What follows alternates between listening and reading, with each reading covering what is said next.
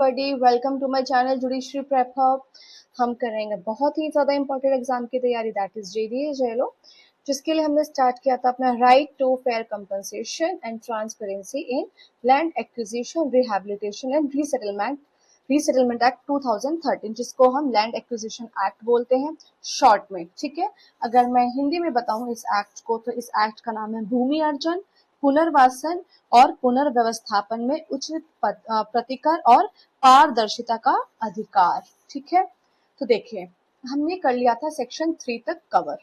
जितने भी स्टूडेंट्स हैं जो इस वीडियो को पहली बार देख रहे हैं, उनसे रिक्वेस्ट है वीडियो को लास्ट तक देखना। ठीक है, और आपको समझ आ जाएगा कि हम कितने इजी तरीके से अपने कॉन्सेप्ट को क्लियर कर रहे हैं और एक एक चीज को समझ रहे हैं। देखिए, अगर आप ये सोच रहे हैं कि मैम एक एक चीज पढ़ा रही हैं, तो देखिए उसके पीछे का रीजन है क्योंकि हमें नहीं पता क्वेश्चन कहाँ से बन जाए।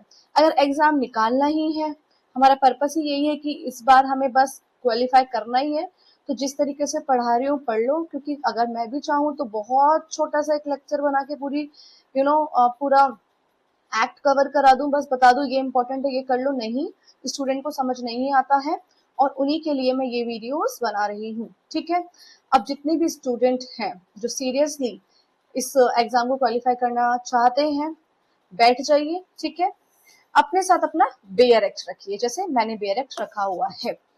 ठीक है, और पेन लेके बैठ जाइए। जो जो चीजें हम पढ़ते हैं, हम क्या करते हैं, क्या पैटर्न है हमारा, हम उसको अंडरलाइन करते हैं और फिर इंडेक्स में आके हम उसका कीवर्ड लिखते हैं। ठीक है, अब हमारा क्योंकि सेक्शन 4 स्टार्ट हो रहा है, अब हम इसको बहुत अच्छे से समझेंगे।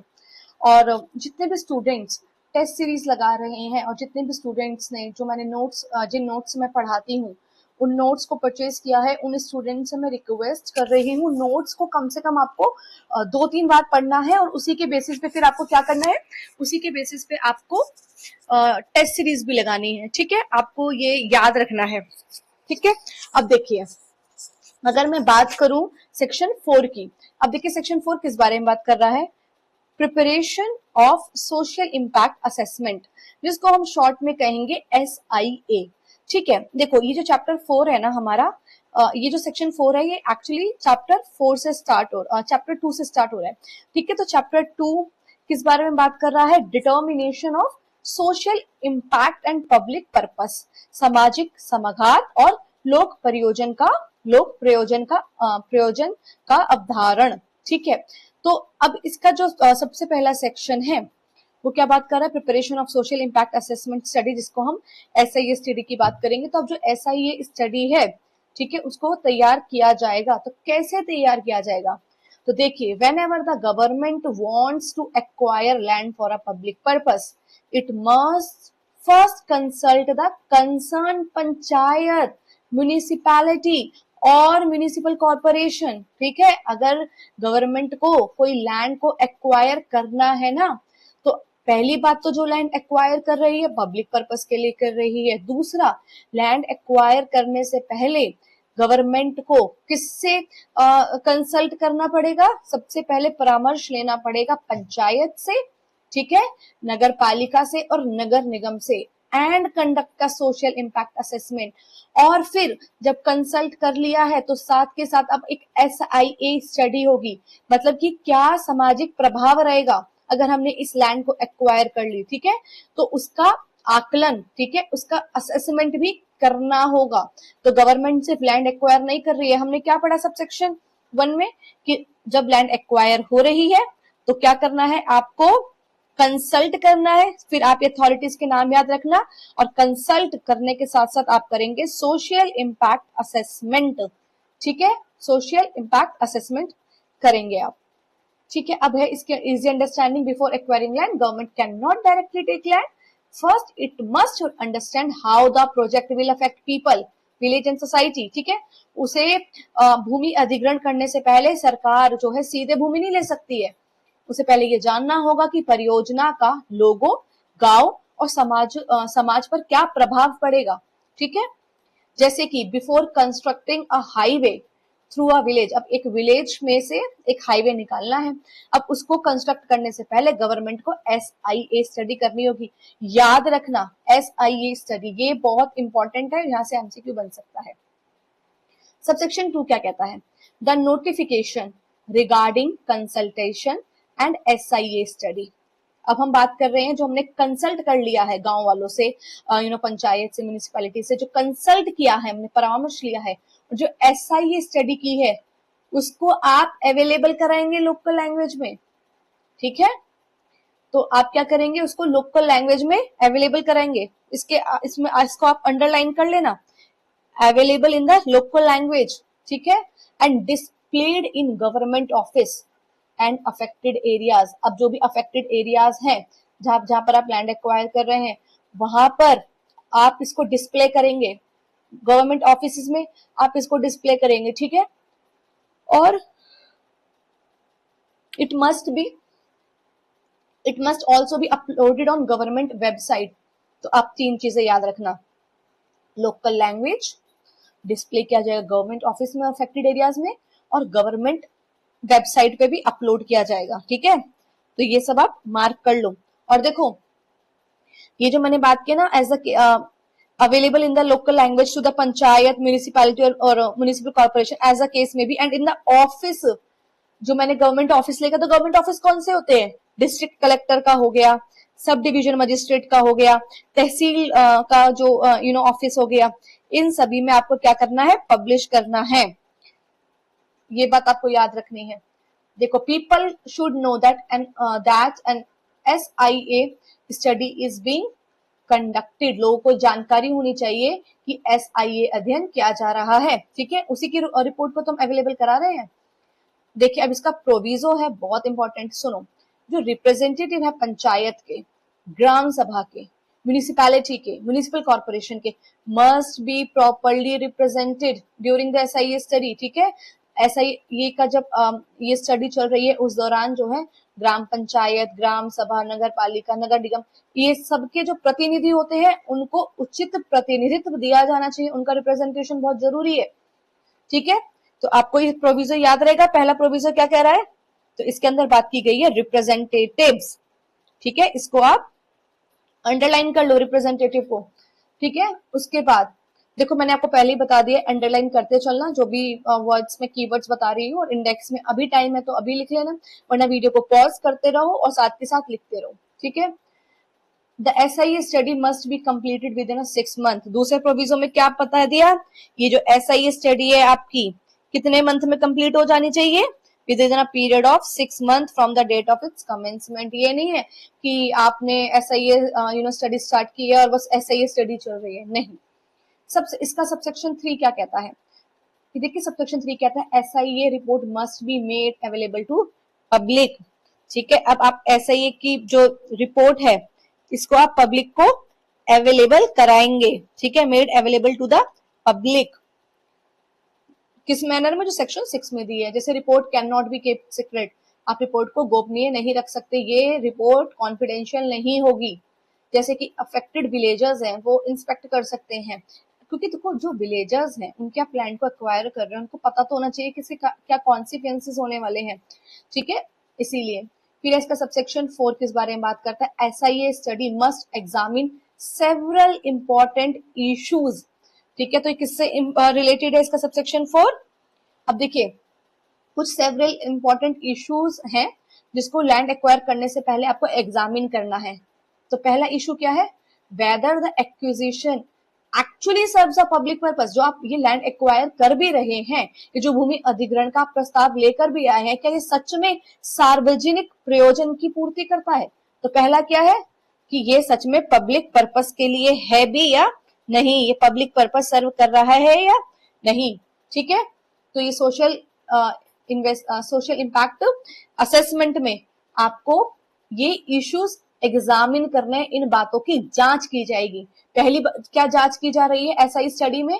SIA स्टडी में पहली जांच ये कि क्या ये पब्लिक पर्पस के लिए, सार्वजनिक प्रयोजन के लिए। जैसे कि पब्लिक हॉस्पिटल प्रोजेक्ट में सेटिस्फाई पब्लिक पर्पस।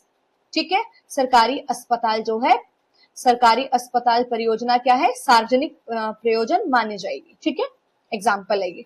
इसका क्लॉज बी क्या कहता है, estimate the number of affected families. अब आप क्या देख रहे हैं, ऐसा ही स्टडी जब कर रहे हैं कि कितने जो प्रभावित और विस्थापित परिवारों की संख्या है उसका आप अनुमान लगाएंगे, कितने परिवार विस्थापित होंगे, ठीक है। तो आपको क्या करना है, इसका एस्टिमेट निकालना है, ठीक है। Estimate number of affected families and displaced families, कितने तो प्रभावित हो रहे हैं, फिर उनमें से और कितनों को फिर आप विस्थापित कर रहे हैं, दोनों की बात हुई है, ठीक है।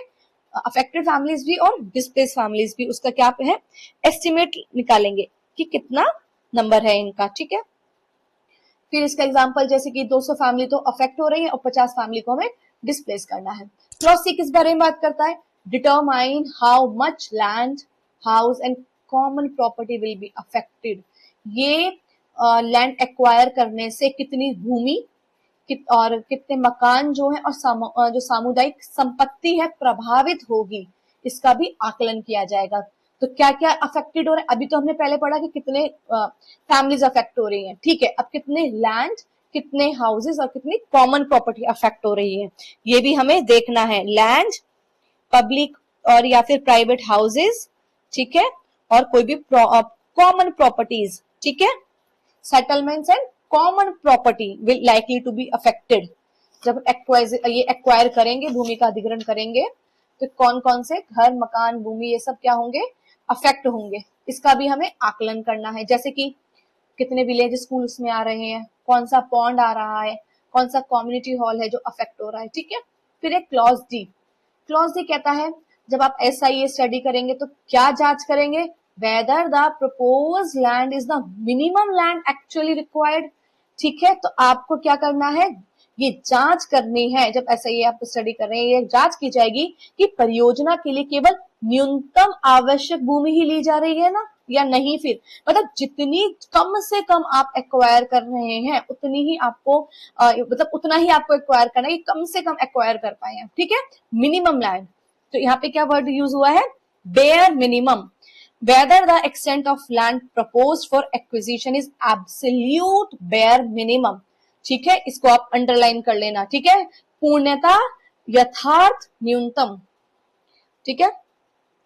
फिर उसके बाद इसका देखिए, government should not acquire more land than necessary, सरकार आवश्यकता से अधिक भूमि अधिग्रहित नहीं कर सकती। फिर क्लॉज ई किस बारे में है, ये एग्जामिन किया जाएगा SIA स्टडी में, whether any alternative location is available, कि ये भी चेक कर सकते हैं ना कि क्या हम किसी और दूसरी जगह पर, ये जो पब्लिक पर्पस हम बोल रहे हैं कि हमें ये काम करना है, तो क्या ये दूसरी जगह पर काम हो सकता है।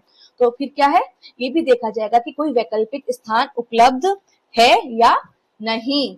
जैसे कि अगर आप फैक्ट्री है कोई, तो क्या factory may be shifted to another location to reduce displacement, ठीक है। विस्थापन कम करने के लिए कारखानों को किसी अन्य स्थान पर स्थापित किया जा सकता है।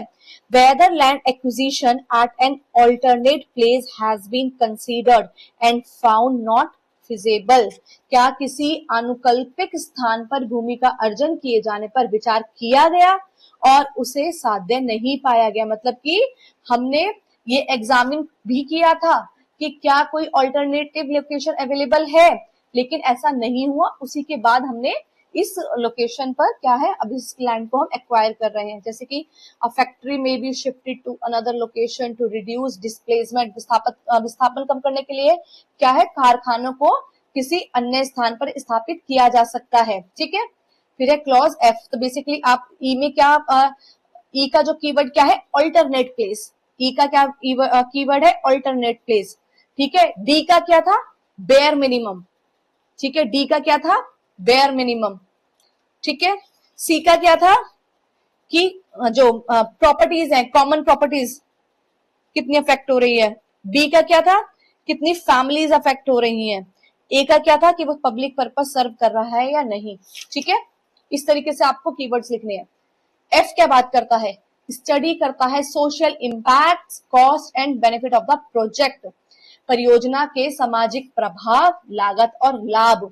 अब देखिए, इसमें जो हम SIA स्टडी कर रहे हैं तो हम क्या देख रहे हैं कि प्रोजेक्ट का क्या कॉस्ट लगने वाला है, प्रोजेक्ट में कितना पैसा लग सकता है, और ये जो प्रोजेक्ट है उसके बेनिफिट क्या रहेंगे विलेजर्स को और पब्लिक को, क्या इसके बेनिफिट्स मिलेंगे, इसका समाज पे क्या प्रभाव रहेगा।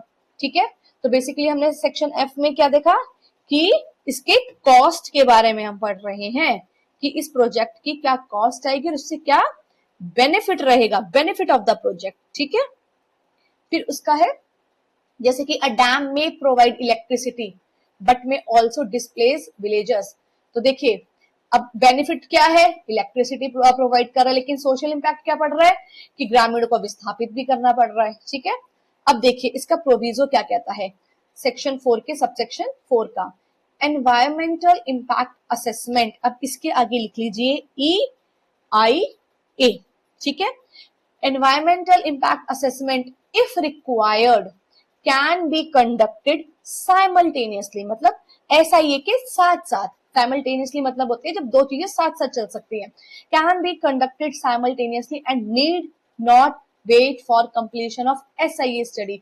अगर जरूरत पड़ रही है कि हमें एनवायरमेंटल इंपैक्ट असेसमेंट भी करना पड़ेगा, EIA भी करना पड़ेगा, तो हम SIA के कंप्लीट होने का वेट नहीं करेंगे, हम उसके साथ साथ भी एनवायरमेंटल इंपैक्ट असेसमेंट कर सकते हैं।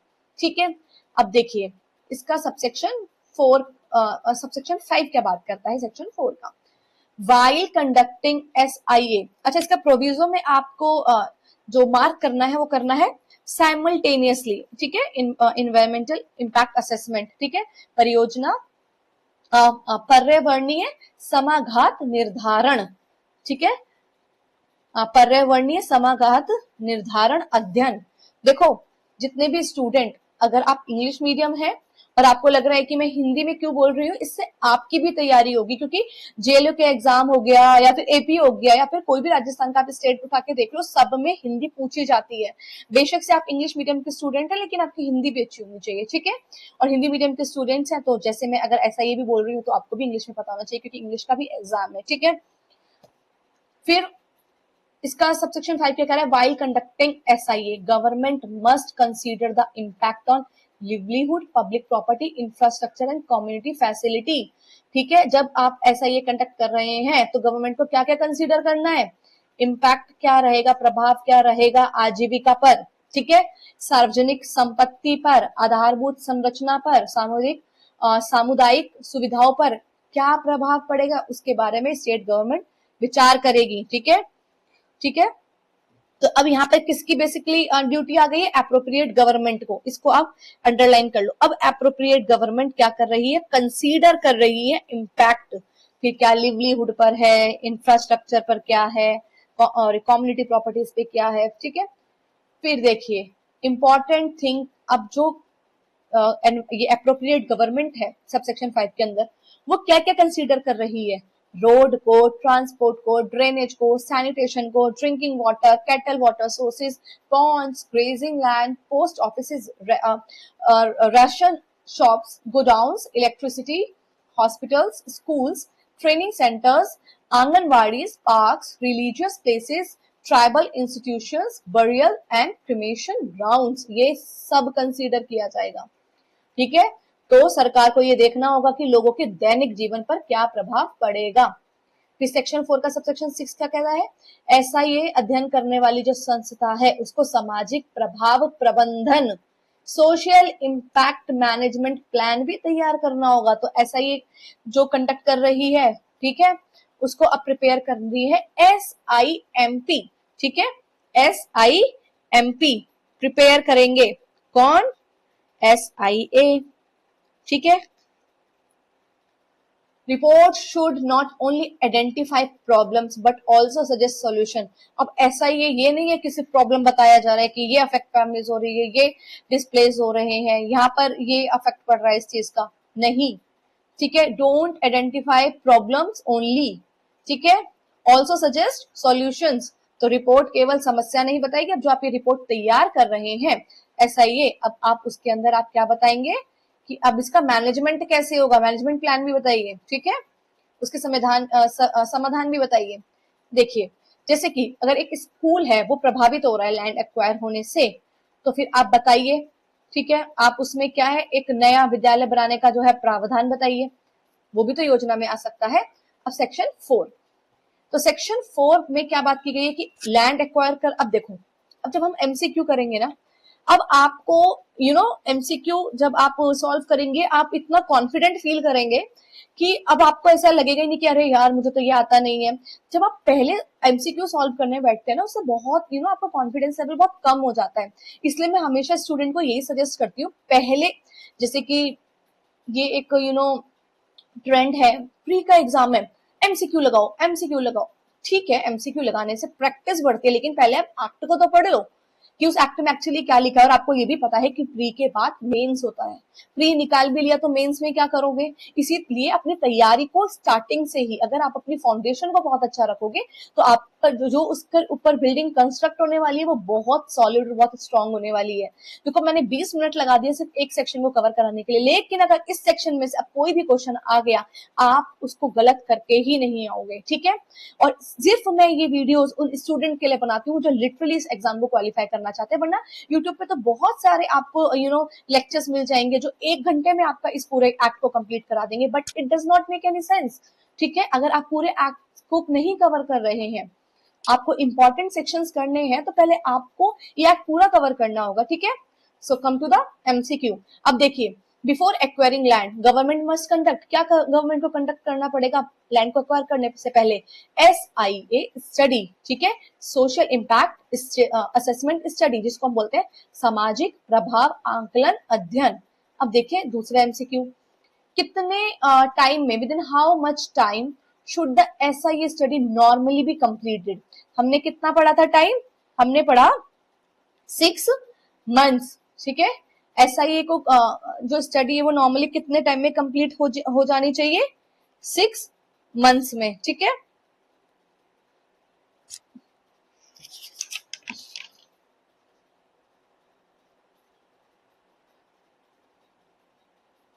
फिर उसके बाद है which of the following must be examined in SIA? जब आप SIA अध्ययन में निम्न में से किसका परीक्षण किया जाता है? क्या आप एग्जामिन करते हैं SIA में? पब्लिक पर्पस भी देखते हैं हम, बिल्कुल सही बात है। नंबर ऑफ अफेक्टेड फैमिलीज भी देख रहे हैं। ऑल्टरनेटिव लोकेशन, वैकल्पिक स्थान क्या हो सकता है? तो इसका आंसर है D, all of the above. अब देखिए, the social impact assessment report must B, क्या जो आप ये SIA रिपोर्ट बना रहे हैं वो क्या होगी? वो अवेलेबल कराई जाएगी पब्लिक को, वो कभी भी कॉन्फिडेंशियल नहीं होती है। सामाजिक प्रभाव आकलन रिपोर्ट को जनता के लिए उपलब्ध कराया जाएगा। ये जो सामाजिक प्रभाव प्रबंधन योजना है, इसको कौन तैयार कर रहा है? SIMP को कौन तैयार कर रहा है? SIA ही कर रही है। ठीक है, अथॉरिटी कंडक्टिंग SIA स्टडी। अब आ जाइए सेक्शन 5 पर, public hearing for social impact assessment. ठीक है, ये सेक्शन ये कहता है सामाजिक प्रभाव आकलन हेतु जन सुनवाई। ठीक है, सामाजिक समाघात निर्धारण के लिए लोक सुनवाई। बट मैं इसको सिंपल में लिख रही हूँ, तो आप ये मत सोचना कि मैम ने वो इधर से उधर कर दिए। सिंपल मीनिंग है, एक्चुअली मतलब यही है। देखिए सेक्शन 5 ये कह रहा है, whenever an SIA study is required under section 4, the government must organize a public hearing in the affected area। जब भी धारा 4 के अंतर्गत आप SIA अध्ययन कराएंगे, ठीक है, आपको लग रहा है कि हाँ इसकी जरूरत है, तो सरकार को प्रभावित क्षेत्रों में जन सुनवाई आयोजित करनी होगी। पब्लिक हियरिंग गवर्नमेंट को ऑर्गेनाइज करानी है। ठीक है, इस बात को याद रखना। ठीक है, तो क्या इसमें आप मार्क करेंगे? Appropriate government. ठीक है, और क्या करेगी? पब्लिक हियरिंग हेल्ड करेगी। ठीक है, पब्लिक हियरिंग इज हेल्ड कहां पर? अफेक्टेड एरिया में। ठीक है, तो people affected by the project must be given an opportunity to express their views before land acquisition. ऐसा नहीं है ना कि आप लैंड एक्वायर करना चाह रहे हैं, गवर्नमेंट SIA स्टडी कर रही है, SIA स्टडी कर रही है, और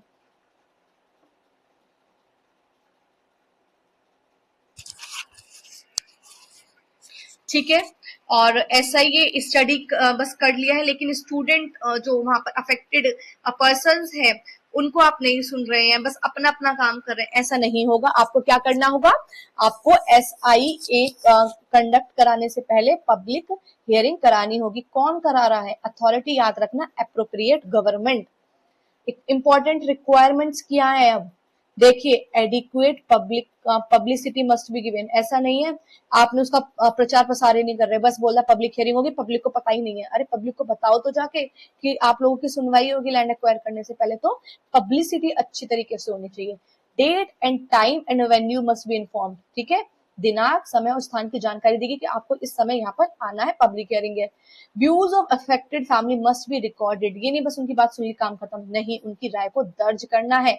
और फिर क्या है, SIA रिपोर्ट में इनके व्यूज को इंक्लूड किया जाएगा, ठीक है। अब देखिए एग्जांपल, जैसे विलेजेस में object that proposed road will destroy grazing, ठीक है। तो अब विलेजेस क्या आपत्ति कर सकते हैं कि जो प्रस्तावित आप सड़क चारागाह भूमि को नष्ट कर देगी, ठीक है। जो ये आप प्रपोज्ड रोड लेकर आए हैं उससे क्या होगा, ये जो प्रस्तावित जो सड़क है वो चारागाह भूमि को नष्ट कर देगी, ग्रेजिंग लैंड इससे डिस्ट्रॉय हो जाएगी। अब उनके ऑब्जेक्शन को क्या करा जाएगा, रिकॉर्ड किया जाएगा, ठीक है। तो आपको ये याद रखना है। सेक्शन 5 में MCQ देखिए, पब्लिक हियरिंग जो होती है सेक्शन 5 में, उसको कंडक्ट किया जा रहा है किस चीज के लिए, SIA सोशल इम्पैक्ट असेसमेंट होगा, इसीलिए उससे पहले क्या है कि पब्लिक हियरिंग कराई जा रही है। फिर है कहां पर होगी पब्लिक हियरिंग, अफेक्टेड एरिया में होगी। पता है क्या क्वेश्चन ऐसे हो सकता है कि जो पब्लिक हियरिंग है हेल्ड कहां होगी, तो उसमें आ सकता है एनी प्लेस, ठीक है। तो आपको याद रखना है अफेक्टेड एरिया में होगी, जन सुनवाई प्रभावित क्षेत्रों में होगी। जो व्यूज होते हैं अफेक्टेड फैमिली के उसको रिकॉर्ड करना जरूरी है, ठीक है। और SIA रिपोर्ट में इंक्लूड भी करना है, तो दर्ज भी करना है और SIA रिपोर्ट में शामिल भी किया जाएगा। तो एग्जाम पॉइंट्स आपको याद रखो। अब देखो SIA मतलब सोशल इम्पैक्ट असेसमेंट, SIMP मतलब सोशल इम्पैक्ट मैनेजमेंट। SIA में पहले आपने असेस किया और SIMP में अब आपने उसका मैनेजमेंट प्लान बताया, ठीक है। तो सेक्शन 4 किससे रिलेटेड है, SIA स्टडी से, और सेक्शन 5 किससे रिलेटेड है, पब्लिक हियरिंग से, ठीक है। सेक्शन 6 पे आ जाइए, publication of social impact assessment study. अब जो ये आप SIA स्टडी की है आपने, अब इसको आप पब्लिश भी करेंगे, सामाजिक प्रभाव आकलन आकलन अध्ययन का प्रकाशन, ठीक है। तो अब आप पब्लिकेशन कर रहे हैं SIA स्टडी का। इसका सबसेक्शन 1 कहता है government must ensure that social impact assessment report and social impact management plan are prepared and made available in the local language. ये कौन इंश्योर कर रहा है कि SIA की जो रिपोर्ट है और SIMP की जो रिपोर्ट है जिसको प्रिपेयर किया जा रहा है और उसको लोकल लैंग्वेज में भी, स्थानीय भाषा में भी उपलब्ध कराया जाए, ये ड्यूटी है अप्रोप्रिएट गवर्नमेंट की, ठीक है। कि लोकल लैंग्वेज में इन दोनों रिपोर्ट्स को, SIMP को, ठीक है, और SIA को लोकल लैंग्वेज में आप अवेलेबल कराएं, ठीक है। तो रिपोर्ट केवल सरकारी अधिकारियों तक सीमित नहीं रहनी चाहिए, स्थानीय लोगों को भी उसको पढ़ने और समझने का अवसर मिलना चाहिए। अब देखो अब ये अवेलेबल कहाँ होगी, तो देखिए इसमें बताया गया है पंचायत ऑफिस हो गया, ठीक है, म्यूनिसिपैलिटी हो गई, म्यूनिसिपल कॉर्पोरेशन ऑफिस हो गया, डिस्ट्रिक्ट कलेक्टर के पास, ठीक है, SDM ऑफिस में, तहसील ऑफिस में, गवर्नमेंट की वेबसाइट पर, और अफेक्टेड एरिया में आप इसको अवेलेबल कराएंगे, ठीक है। एग्जाम्पल जैसे कि अगर लैंड को एक्वायर किया जा रहा है किसी गांव में, ठीक है, तो कोई गांव है मतलब किसी गांव की भूमि को अधिकृत, कोई गांव की भूमि अधिकृत हो रही है, तो villagers can inspect the SIA report at the panchayat office. तो फिर ग्रामीण कहाँ जाएंगे, गांव के लोग कहाँ जाएंगे, पंचायत के ऑफिस में जाएंगे SIA की रिपोर्ट देखने, ठीक है। अब इसका subsection 2 where environmental impact assessment is conducted. अब ये किस बारे में बात कर रहा है, EIA, ठीक है, EIA। सबसेक्शन 1 किसके बारे में बात कर रहा था, SIMP और SIA, जिसको आप लोकल लैंग्वेज में अवेलेबल करा रहे हैं। अब सबसेक्शन 2 बात कर रहा है EIA के बारे में, ठीक है। तो अब a copy of the SIA report must also be given to the environmental impact assessment agency, ठीक है। तो जहां पर्यावरण प्रभाव आकलन किया जा रहा है वहां SIA रिपोर्ट की एक प्रति पर्यावरण प्रभाव आकलन एजेंसी को भी दी जाएगी। अगर किसी एरिया में EIA हो रहा है तो उस आप एजेंसी को क्या देंगे, SIA की रिपोर्ट देंगे। ठीक है, तो EAI को आप क्या प्रोवाइड करा रहे हैं, SIA की रिपोर्ट। देखो मैं बार बार बोल रही हूँ ताकि आपको याद हो जाए। ठीक है, अगर मैं आपके एग्जाम के लिए इतनी मेहनत कर सकती हूँ तो फिर आपको तो अपने एग्जाम के लिए बहुत ही ज्यादा सीरियस होना चाहिए। ठीक है, अब देखिए इसका प्रोविजो बहुत इंपॉर्टेंट है। प्रोविजो कहता है फॉर इरिगेशन प्रोजेक्ट, देखिए इसका एक बार देखो, पर्यावरणीय एजेंसी को भी परियोजना के सामाजिक प्रभावों की जानकारी होनी चाहिए। ठीक है, environmental authority should also know the social effect of the project. अब इसका प्रोविजो देखो, for irrigation projects where EIA is required under another law, the provision relating to social impact assessment under this act will not apply। ठीक है, अगर कोई सिंचाई परियोजना है, ठीक है, कैसी परियोजना है, सिंचाई परियोजना है, और वहां पर किसी अन्य कानून के तहत EIA आवश्यक है, इस एक्ट के तहत EIA नहीं हो रहा है, environmental impact assessment land acquisition act के तहत नहीं हो रहा है किसी भी जो इरिगेशन प्रोजेक्ट है, तो वहां पर फिर SIA की जो रिलेटेड प्रोविजन है वो अप्लाई नहीं होंगे। देखिए इस एक्ट के तहत जब आप लैंड एक्वायर कर रहे हैं तब आप EIA कर रहे हैं, तब आप SIA की रिपोर्ट देंगे। जब इस एक्ट के तहत आप EIA कंडक्ट ही नहीं कर रहे हैं तो फिर आपके ऊपर SIA वाले प्रोविजन भी लागू नहीं होंगे। आप ये नहीं कह सकते हमें सोशल इम्पैक्ट असेसमेंट रिपोर्ट दे दो। ठीक है, जैसे कि एक लार्जर कैनल प्रोजेक्ट चल रहा है जिसमें रिक्वायरमेंट आई है कि EAI कंडक्ट होगा अनदर एनी अदर लॉ, तो आप एग्जाम्प्ट कर सकते हैं उसको from SIA provision of this act. तो देखिए SIA की रिपोर्ट जो है कौन अवेलेबल, किस लैंग्वेज में अवेलेबल होगी, लोकल लैंग्वेज में। ठीक है, कौन से ऑफिस में जो है SIA की रिपोर्ट रखी जाएगी, तो कलेक्टर भी, तहसील भी, पंचायत सभी में। EIA को कंडक्ट किया जाता है तो उसकी कॉपी ऑफ जो होती है SIA रिपोर्ट की वो देनी होती है। ठीक है, तो किसको देनी होती है SIA रिपोर्ट की जो कॉपी, EIA की एजेंसी को। ठीक है, उसके बाद आ जाइए सेक्शन 7 में, appraisal of SIA report by expert group. ठीक है, appraisal of social impact assessment report by an expert group, सामाजिक समाघात निर्धारण रिपोर्ट का विशेषज्ञ समूह द्वारा अंकन। ये सेक्शन क्या कहता है, देखिए ये जो सेक्शन 7 है काफी बड़ा है और ये बहुत इंपॉर्टेंट भी है, इसको ध्यान से सुनना। पहले सब सेक्शन क्या कह रहा है, government must get the SIA report examined bye an independent multi disciplinary expert group. याद रखना, ठीक है, किसके बारे में बात की गई है इसके सबसेक्शन में, IMDEG। ठीक है, IMDEG, independent multi disciplinary expert group. ठीक है, तो सरकार क्या है, SIA रिपोर्ट का मूल्यांकन एक स्वतंत्र बहु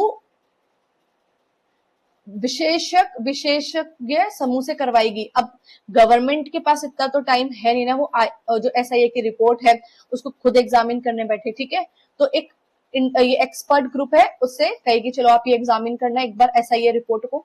ठीक है, फिर आफ्टर SIA स्टडी जैसी कंप्लीट हुई, एक्सपर्ट चेक करेंगे कि जो प्रोजेक्ट है वो एक्चुअली क्या है, जस्टिफाइड, उचित है या नहीं। जैसे एक्सपर्ट में review weather a highway project is really necessary. ठीक है, अगर SIA रिपोर्ट बनाई गई है हाईवे बनना चाहिए और ये जो ग्रुप है एक्सपर्ट ग्रुप ये कह रहे हैं जरूरत ही नहीं लग रही है गवर्नमेंट को, ऑलरेडी यहाँ पर एग्जिस्ट कर रहा है एक हाईवे, जरूरत ही नहीं है।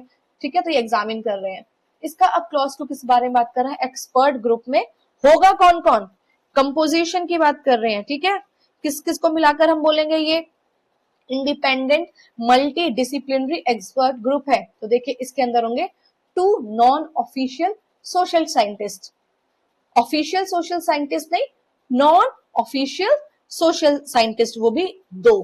ठीक है, उसके बाद 2 रिप्रेजेंटेटिव होंगे पंचायत से, ग्राम सभा से, म्यूनिसिपैलिटी से या फिर म्यूनिसिपल कॉर्पोरेशन से। ठीक है, तो 2 रिप्रेजेंटेटिव होंगे पंचायत के या फिर ग्राम सभा के। 2 रिहैबिलिटेशन एक्सपर्ट होंगे। ठीक है, कौन होंगे, 2 एक्सपर्ट ऑफ ऑन रिहैबिलिटेशन, पुनर्वासन विशेषज्ञ। फिर क्लॉज डी कह रहा है 1 टेक्निकल एक्सपर्ट होगा रिलेटेड टू द प्रोजेक्ट, उस प्रोजेक्ट से रिलेटेड जो एक्सपर्ट है तो एक टेक्निकल एक्सपर्ट होगा। तो कैसे याद रखना है आपको इसको, 2+2+2+1 इज इक्वल टू 7 मेंबर्स। ठीक है, सारे 2 हैं, बस एक टेक्निकल एक्सपर्ट जो है प्रोजेक्ट से रिलेटेड वो एक ही है। सब सेक्शन 3 क्या बात करता है, गवर्नमेंट में अपॉइंट 1 मेंबर एज चेयरपर्सन। अभी यहाँ पर चेयरपर्सन कौन होगा इस ग्रुप का, वो स्टेट गवर्नमेंट अपॉइंट कर रही है। ठीक है, स्टेट गवर्नमेंट, देखो एप्रोप्रिएट गवर्नमेंट में नॉमिनेट, उसमें से ही किसी पर्सन को नॉमिनेट कर देगी और बोल देगी कि आज से आप कौन है, एक्सपर्ट ग्रुप के चेयरमैन है। ठीक है, तो अब इनमें से ही किसी को नॉमिनेट करके फिर उसका क्या क्या है, नॉमिनेट कर दिया है, वर्ड नॉमिनेट एक्चुअली। फिर उसके बाद है रिहेबिलिटेशन एक्सपर्ट में भी अपॉइंटेड एज चेयरमैन। अब इन लोगों में से 7 में से कोई एक बन गया चेयरपर्सन। ठीक है, कौन बन गया, वो चेयरपर्सन ऑफ द ग्रुप। फिर सेक्शन 4 क्या कह रहा है, तो सेक्शन 4 सबसेक्शन 4 कह रहा है the who can a project be reject, when can a project be rejected। ठीक है, अब प्रोजेक्ट को रिजेक्ट कब किया जा सकता है, एक्सपर्ट ग्रुप में recommend abandoning the project. Expert group कह सकते हैं कि ये प्रोजेक्ट है, इसको हटाइए, इसकी जरूरत नहीं है। कब, project does not serve a public purpose, कि इससे कोई पब्लिक पर्पस सर्व नहीं हो रहा है, ये परियोजना सार्वजनिक प्रयोजन की पूर्ति नहीं कर रही है, या फिर social cost are greater than project benefit, इतना तो इससे हमें बेनिफिट नहीं मिलेगा जितनी इसकी कॉस्ट लग रही है। अगर ये 2 चीजें हैं तो हमारा ये जो प्रोजेक्ट है वो रिजेक्ट हो सकता है। और बहुत इंपॉर्टेंट है ये सबसेक्शन, इसको स्टार मार्क कर लो। ठीक है, और इसके सामने आप क्या लिख लो कि when can project be rejected. ठीक है, इसके सामने लिख लो, क्योंकि अभी तक ये बात हमने कहीं नहीं पढ़ी है, अब पढ़ रहे हैं हम सबसेक्शन 3 में। ठीक है, और कौन सी 2 चीजें, या तो पब्लिक पर्पस नहीं है, या फिर उसका जो सोशल कॉस्ट है वो बहुत ज्यादा है।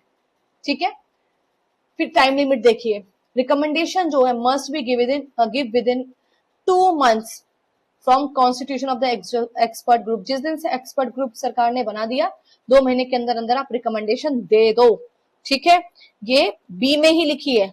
ठीक है, 2 months वाला जो पॉइंट है ये यहीं पर लिखा है कि 2 months में आपको क्या करना है, रिकमेंडेशन देनी है गवर्नमेंट को। ठीक है, उसके बाद देखिए, if society suffers more than it gains, यदि अगर आप समाज के बेनिफिट के लिए बना रहे हैं लेकिन समाज को तो लाभ से ज्यादा हानि हो रही है, तो प्रोजेक्ट फिर कंटिन्यू नहीं करेगा, परियोजना को आगे नहीं बढ़ाना चाहिए। फर्स्ट प्रोविजो क्या बोल रहा है, जो रीजन है, अब इसके प्रोविजो आ जाओ, इसके 2 प्रोविजो है। पहला प्रोविजो ये बोल रहा है रिजेक्शन के रीजन को रिकॉर्ड करोगे आप राइटिंग में। ठीक है, तो रिकॉर्ड कर दीजिए रीजन, रिकॉर्ड कर दो रिजेक्शन के रीजंस को। उसके बाद सेकंड प्रोविजन ये कह रहा है if government still decide to continue the project, तो ये बात कर रहा है कि हम तो, गवर्नमेंट बोल रहे नहीं, हम प्रोजेक्ट को फिर भी कंटिन्यू करेंगे, ऐसा हमारा लग रहा है। आपका क्या जा रहा है। ठीक है, तो यदि सरकार विशेषज्ञ समूह की सिफारिश के बाद भी परियोजना को जारी रखती है तो उसे भी अपने कारण लिखित में दर्ज करने होंगे। तो स्टेट गवर्नमेंट जब आपको बोला था कि आप ये प्रोजेक्ट नहीं इसका कंटिन्यू किया, आप स्टिल कंटिन्यू कर रहे हैं, तो आप भी रीजन रिकॉर्ड कीजिए। तो स्टेट गवर्नमेंट भी क्या कर रही है, रीजन को रिकॉर्ड करेगी। ठीक है, उसके बाद आ जाइए सबसेक्शन 5 में क्या कहता है। अब ये था सबसेक्शन 6 इसका कि प्रोजेक्ट जो है उसको रिजेक्ट कब हो रहा है। ठीक है, सबसेक्शन 4 में था रिजेक्शन की बात। ठीक है, किस बारे में बात कर रहा था, ये रिजेक्शन की बात। और अब इसका सबसेक्शन 5 कर रहा है अप्रूवमेंट की बात, कि कब अप्रूव किया जाएगा। ठीक है, देखिए, द एक्सपर्ट ग्रुप में support the project.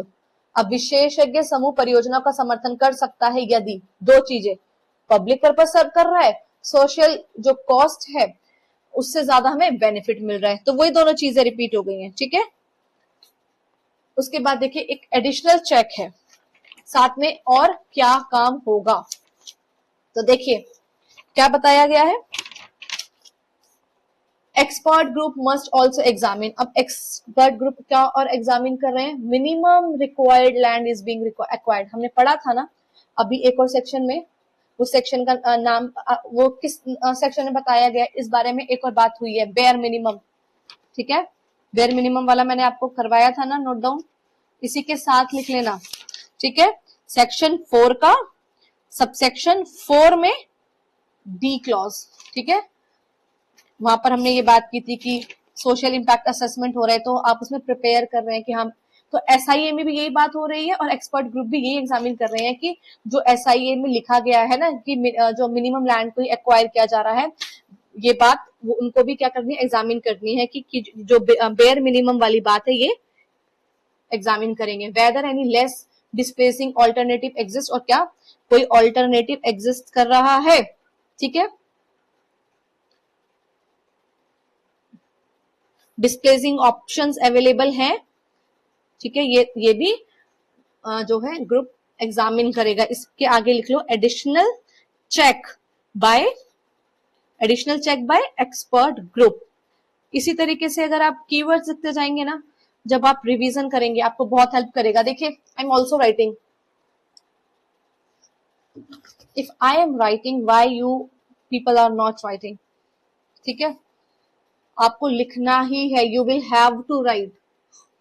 Time limit देखिए, देखो मैं आपको इतना फोर्स कर रही हूँ, इसके पीछे का क्या रीजन है, मेरा क्या इसमें पर्सनल मुझे प्रॉफिट मिलने वाला है, आप बनेंगे जेडीए जेएलओ, ठीक है, आप करेंगे एग्जाम क्वालिफाई, लेकिन मुझे इस बात से सेटिस्फेक्शन होगा कि जो स्टूडेंट सीरियसली पढ़ रहे हैं उनका तो इवन एग्जाम क्वालिफाई हो। इसलिए मैं बार बार ये नोट्स मैंने अगर प्रिपेयर किए तो मैं इनको तभी भी अंडरलाइन कर सकती थी जब मैंने ये नोट्स प्रिपेयर कर रही थी, लेकिन जब मैं आपको पढ़ा रही हूँ तभी क्यों कर रही हूँ, ताकि आपको इस बात से थोड़ा सा तो फर्क पड़े कि जब मैम अंडरलाइन करे, तुरंत नोट्स बना रहे हैं, तुरंत कीवर्ड्स लिख रहे हैं, तो हम भी लिखें, सिर्फ यही मेरा एक पर्पस है, ठीक है।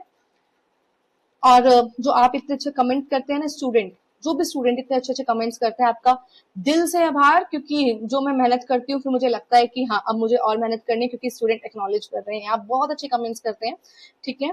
और अगर आप इसी तरीके से चीजें ठीक रहेगी तो मैं आने वाले टाइम में मेजर एक्ट्स पे भी बहुत अच्छे नोट्स प्रिपेयर करूंगी और आपको पढ़ाऊंगी। देखिए टाइम लिमिट क्या है, recommendation must B give with in 2 months, ठीक है, और यहाँ पे बता दिया गया कि जो आप रिकमेंडेशन दे रहे हैं ये आपको 2 महीने के अंदर देनी है, ठीक है। Recommendation must be given with in 2 months, और ये 2 month वाली बात भी यहीं पर लिखी है इसमें डायरेक्ट में। फिर इसका प्रोविजो देखो, reason for recommendation must be record in writing. अभी जो आप रीजन दे रहे हैं ना रिकमेंडेशन के कि ठीक है आपने जो अप्रूव किया, अब अप्रूवल के भी रीजन दो, ठीक है। रिकमेंडेशन जो आपने दिया है ना अप्रूवल का, उसके भी आप रीजन रिकॉर्ड करिए, ठीक है, कि आप इस डिसीजन पर कैसे आए। सबसेक्शन 6 किस बारे में बात कर रहा है, recommendation of the expert group must be published. अब जो अप्रूव किया है कि इस बेसिस पे हमने अप्रूव किया है, इस बेसिस पर लैंड एक्वायर होनी चाहिए, अब उसको लोकल लैंग्वेज में अवेलेबल करा दो। रिकमेंडेशन जो है एक्सपर्ट ग्रुप की, सब कुछ देखिए एसआईए की रिपोर्ट है और या फिर ये एक्सपर्ट ग्रुप की रिपोर्ट है, रिजेक्शन की है और ये अप्रूवल है, जो कुछ भी है। अब जैसे कि रिजेक्शन की तो हमने नहीं पढ़ी कि उसकी रिपोर्ट को अवेलेबल कराएंगे, रिजेक्शन की नहीं पढ़ी, लेकिन अप्रूवल की बात की गई है कि अप्रूवल की जो ये रिपोर्ट है आप इसको लोकल लैंग्वेज में क्या कराएंगे, अवेलेबल कराएंगे। किस ऑफिस में, वही पंचायत के ऑफिस में, municipal corporation, collector, SDM, tehsil, government website, affected area. MCQ करते हैं, हु इवैल्यूएट्स एसआईए रिपोर्ट। अब जो एसआईए रिपोर्ट है उसका मूल्यांकन कौन करता है, इंडिपेंडेंट एक्सपर्ट ग्रुप, ठीक है। इंडिपेंडेंट मल्टी एक सेकेंड पूरा नाम पढ़ेंगे हम इसका, independent multi disciplinary expert group.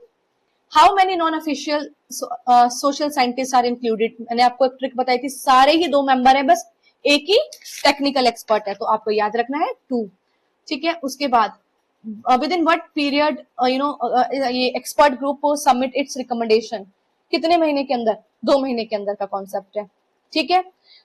विशेषज्ञ समूह को अपनी सिफारिश 2 महीने में देनी होती है। अगर प्रोजेक्ट को रिजेक्ट कर दिया जाता है, परिजनों का अगर अस्वीकार कर दिया जाता है, तो क्या किस पर्पस पे कर रहे हो, या तो वो सार्वजनिक प्रयोजन की पूर्ति नहीं कर रही है, पब्लिक पर्पस को सर्व नहीं कर रही है, या फिर सामाजिक लागत लाभ से अधिक है, सोशल कॉस्ट एक्सीड बेनिफिट्स, ठीक है। Who may be appointed as chairperson of expert group, बताइए एक्सपर्ट ग्रुप का चेयरपर्सन जो अपॉइंट किसे बनाया जा सकता है, any member of the group, है ना, any member of the group, and by whom, state, not state government, the word is appropriate government, yes, appropriate government shall ensure the social assessment available with the independent is constituted by, and the expert group constituted namely the appropriate government may nominate, yes, the word is appropriate government. Question ये भी आ सकता है appropriate government या state government. चलिए ठीक है, फटाफट से शॉर्ट देख लेते हैं हम शॉर्ट नोट में। सेक्शन 4 था हमारा एसआईए स्टडी से रिलेटेड, सेक्शन 5 में फिर पब्लिक हियरिंग हो रही थी उससे पहले, सेक्शन 6 में एसआईए रिपोर्ट को आप पब्लिश कर रहे हैं, सेक्शन 7 में एसआईए जो रिपोर्ट है ठीक है उसको एग्जामिन करने के लिए एक्सपर्ट ग्रुप जो है उस पर रिव्यू कर रहा है। सेक्शन 8 किस बारे में बात करता है, examination of proposals for land acquisition and social impact assessment, भूमि अधिग्रहण प्रस्ताव एवं सामाजिक प्रभाव आंकलन की जांच, ये भी सेक्शन बड़ा है, इसको समझते हैं। देखिए लैंड को एक्वायर करने से पहले government must carefully examine whether the acquisition is actually necessary and justified. अब यहाँ पे किसकी ड्यूटी आ गई, यहाँ पर आ गई गवर्नमेंट की। अब यहाँ पे एप्रोप्रिएट गवर्नमेंट ये चेक करेगा कि सच में हमें ये लेजिटिमेट और बोनाफाइड पब्लिक पर्पस है और इसकी जरूरत हमें है भी या नहीं, ठीक है। सबसेक्शन 1 में अभी गवर्नमेंट के ऊपर ड्यूटी बता दी है। अब इसका देखिए क्लॉज 1 किस बारे में बात करता है, there must be genuine and lawful public purpose for the acquiring land. अब गवर्नमेंट क्या चेक कर रही है कि जो पब्लिक पर्पस है ये जेन्युइन है, बोनाफाइड है और लॉफुल है, लेजिटिमेट है, public purpose, mark this word, ठीक है। तो land can not be acquired just because the state government want it, state government wants it, there must be a genuine public need, ठीक है। जैसे कि construction of a government hospital एक public purpose है।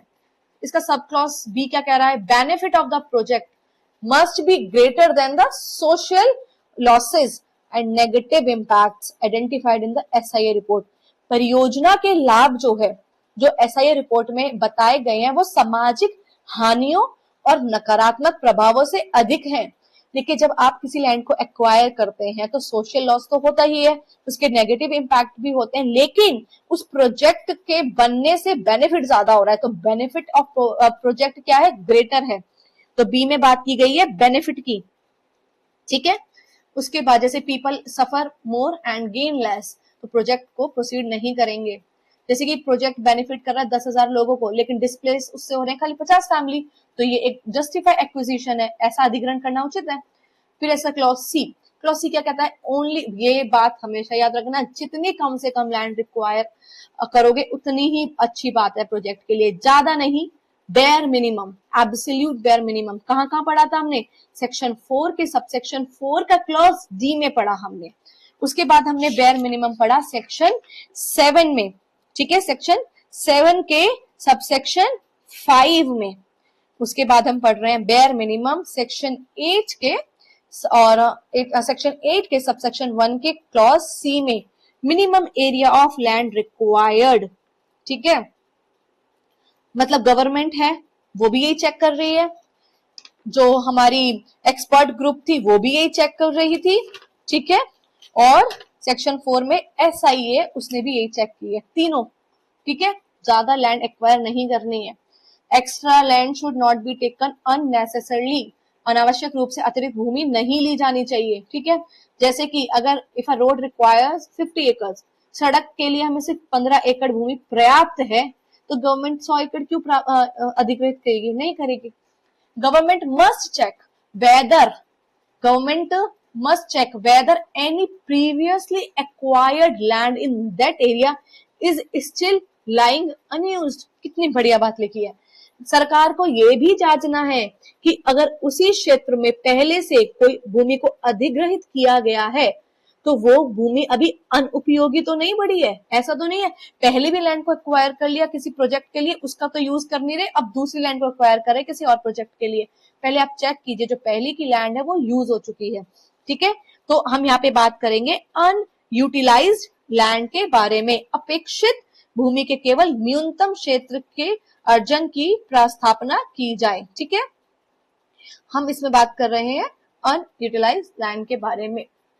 अब देखिए, जो अनयूज्ड एक्वायर लैंड है should be considered before taking a new land. ठीक है, जैसे कि 100 एकड़ जो है उसको एक्वायर किया गया था पहले, वो अभी भी खाली है, तो फ्रेश आप एक्विजिशन नहीं कर सकते हैं।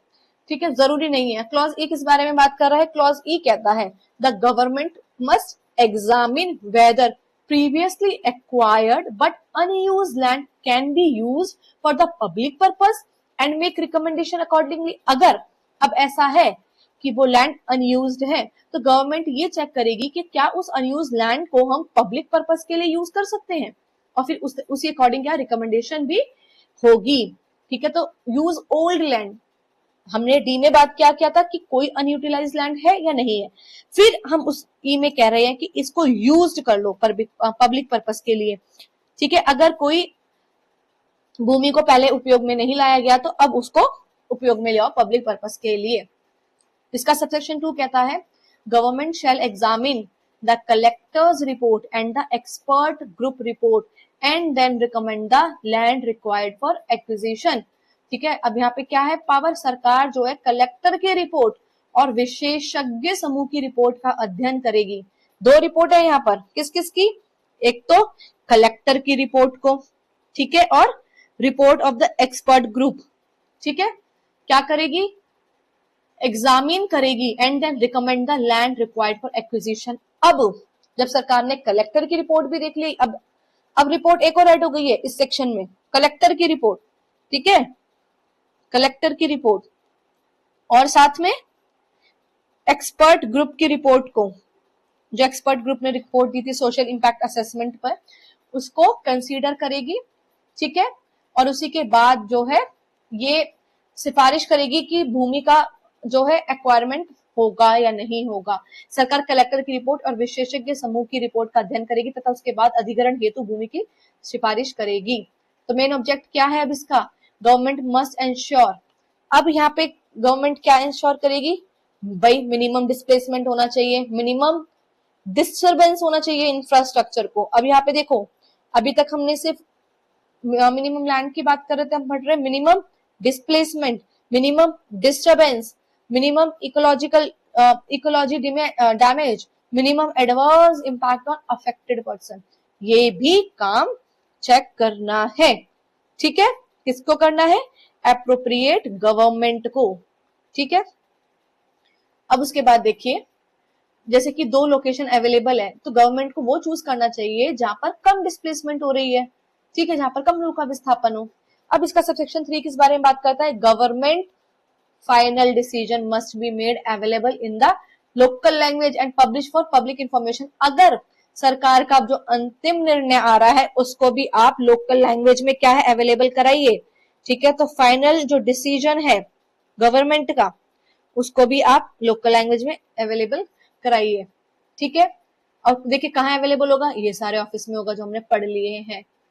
सेक्शन 8 का सबसेक्शन 3 का प्रोविजो बहुत इंपॉर्टेंट है, ध्यान से सुनना। और एक बात मैं आपको हमेशा बता रही हूँ, जनरल बातें हर किसी को पता है, प्रोविजो तक आते आते सब भूल जाते हैं। प्रोविजो को तो आपको 100% कमांड में रखना ही रखना है। मैं आपको प्रोविजो को कभी भी भूलने नहीं दूंगी। ठीक है, प्रोविजो को तो 100% कमांड में आपको रखना ही है, क्योंकि आपको एग्जाम क्वालिफाई करना है। हर बार अपने साथ गलत नहीं होने देना है। मैम 1 नंबर से रह गए, 2 नंबर से रह गए, काश ये पढ़ लिया होता। ठीक है, there is no if but what. ठीक है, कुछ भी नहीं। In cases covered under section 2 का subsection 2, government must verify that the required consent of affected family has been obtained। हमने पढ़ा था ना कि जब हम कोई लैंड एक्वायर कर रहे थे, सबसेक्शन 2 का सबसेक्शन 2 किस बारे में बात कर रहा था कि हमें क्या लेनी थी? हमें कंसेंट लेनी थी। ठीक है, 80% कंसेंट ले रहे थे हम, प्रायर 80% कंसेंट ले रहे थे हम किसकी? अफेक्टेड फैमिली की, जब प्राइवेट कंपनी एक्वायर कर रही थी। ठीक है, लैंड को। और पब्लिक प्राइवेट पार्टनरशिप का अगर कोई प्रोजेक्ट था तो उसमें 70% कंसेंट ऑब्टेन करना था। तो गवर्नमेंट फिर क्या कर रही है? गवर्नमेंट ये भी वेरीफाई कर रही है कि क्या कंसेंट जो है ले ली गई है। तो ठीक है, तो ये प्रोविजो बहुत इंपॉर्टेंट है। गवर्नमेंट ने वेरीफाई किया है कि क्या जो कंसेंट है उसको ऑब्टेन कर लिया गया है। ठीक है, इस तरीके से लिख लेना कि गवर्नमेंट प्रोविजो के आगे गवर्नमेंट ने वेरीफाई कंसेंट ऑब्टेन, ठीक है, कि सहमति जो है, आवश्यक सहमति उसको प्राप्त कर लिया है, ये भी जो है सरकार सुनिश्चित करेगी। जैसे कि प्राइवेट कंपनी प्रोजेक्ट में 80% थी, प्राइवेट कंपनी प्रोजेक्ट्स में, यस, क्रॉस चेक करना बहुत इंपॉर्टेंट है।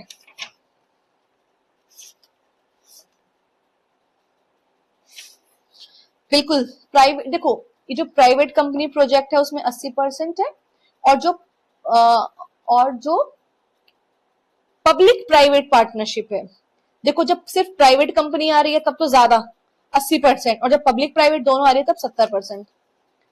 ठीक है, अब आ जाइए एमसीक्यू पर। बिफोर एक्वायरिंग लैंड, ठीक है, भूमि को अधिग्रहण करने से पहले गवर्नमेंट को क्या इंश्योर करना है कि ये सच में जेन्युइन पब्लिक पर्पस है।